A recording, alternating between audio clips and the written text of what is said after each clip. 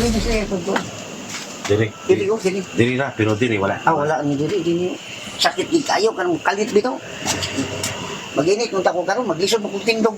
Sa kahilingan ng mga kaanak, isang 66 anyos na lalaki mula sa Zone 3 Upper Bulwa sa Cagayan de Oro City ang tinulungan ng UNTV News and Rescue Team nitong Lunes, February 9. Namimilipit ang lalaki at iniinda ang di maipaliwanag na sakit sa kanyang kaliwang balakang. Sa di kalayuan ay naka-duty ang team ng UNTV News and Rescue at dito nakiusap ang pamilya na kung maaari ay madala ito sa ospital. Agad namang nagtungo sa kanilang bahay ang team at sinuri ang vital signs ng pasyente. Gabi. Medyo lisod kay kumbuan. Lakaw.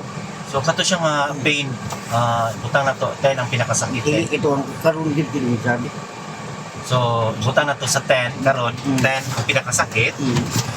Tapos 1 ang dili sakit kun sa man sa kanana. Halos man ganang kwanda ka lang naalan siya sakit ko na ito. Ang kapag yung kalit kay sakit. So sa mga severe siya na Stabilizer. 9 ang pinakasakit. Sakit dito kayo.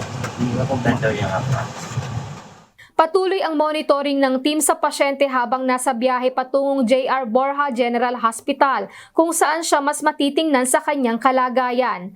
Sa mga nangangailangan ng agarang tulong sa panahon ng aksidente o sakuna, maaaring makipag-ugnayan sa UNTV News and Rescue Hotline 8911 UNTV o 8911-8688.